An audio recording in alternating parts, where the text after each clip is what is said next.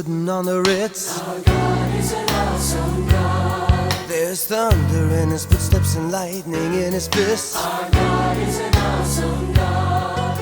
And the Lord wasn't joking when he kicked him out of Eden. It wasn't for no reason that he shed his blood. His return is very close, and so you better be believing that our God is an awesome God. Hello everybody, thanks for checking out allprophecyfulfilled.com on the World Wide Web. Also, you can find us on Facebook, simply All Prophecy Fulfilled. Now, did you happen to catch the tail end of that video? If you were listening to the lyrics, you heard him say, his return is very close, so you better be believing. And I guess that's the question of the day here.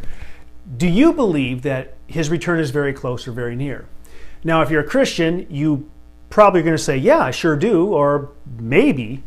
And if you did, you'd be in the majority. However, I'm going to suggest to you that the majority of Christians believe this, not so much because they've arrived at that conclusion through their own diligent Bible study. Rather, it's because they've been taught to believe that way. In other words, they've inherited a theology, or they've inherited a belief system, if you will. And that belief system, it then determines the lens that they look through going forward, simply because it's that which has been ingrained in them. I mean, let's be honest. How could it be that the coming of the Lord was soon and near in the first century? And here we are, 2,000 years later, and we're still saying it's soon, it's near, it's right around the corner.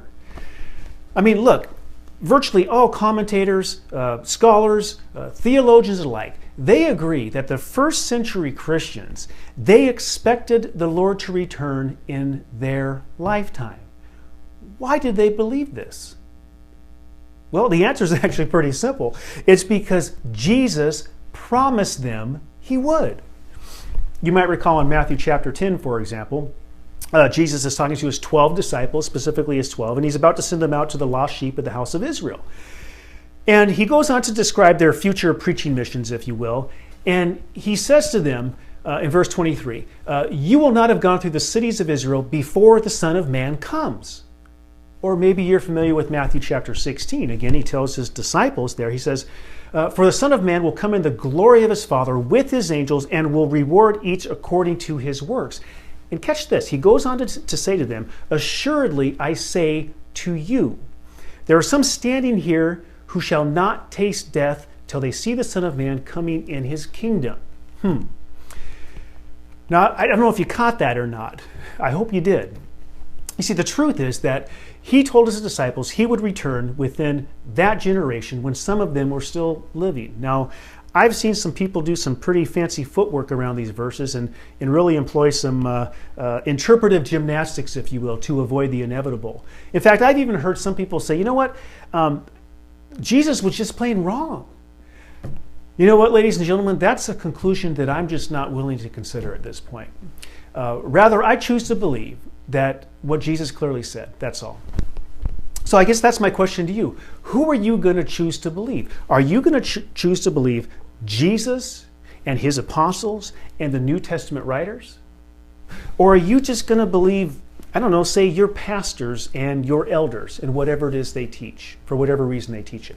You see, All Prophecy Fulfilled, it's simply about encouraging those who seek truth to leave their traditions or their paradigms or their religiosity, if you will. Leave it at the door so you can honestly search the scriptures for the truth.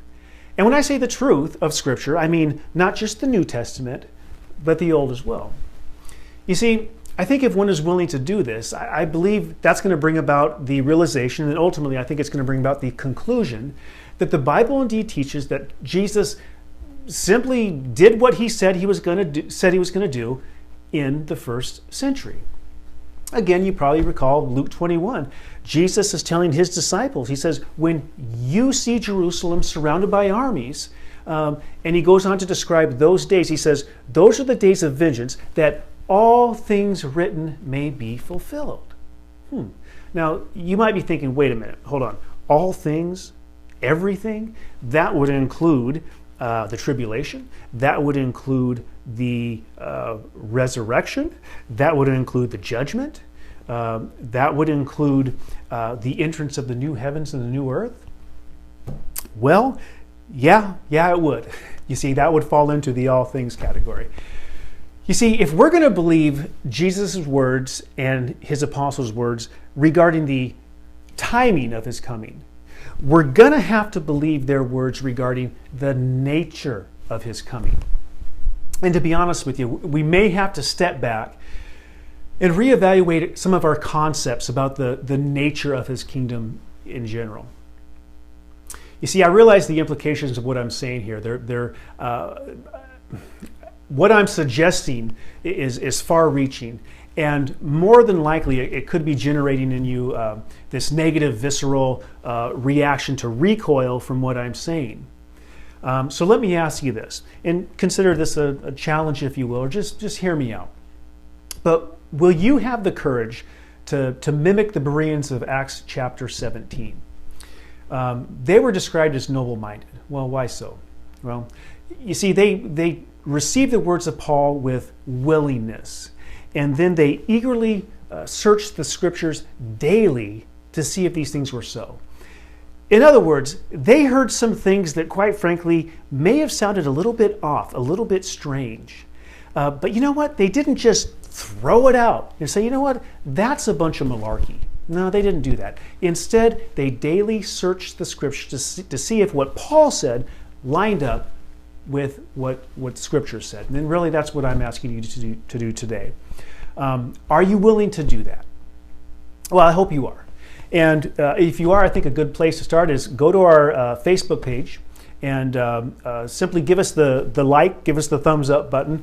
That way you can receive our videos, our articles, our posts, and all that. As I produce them and as I post them, you can receive those. Also, go to allprophecyfulfilled.com, and I'm going to continue to add material to that site as I produce it. So again, thanks for sticking in there with me. Thanks for listening, and we'll talk later.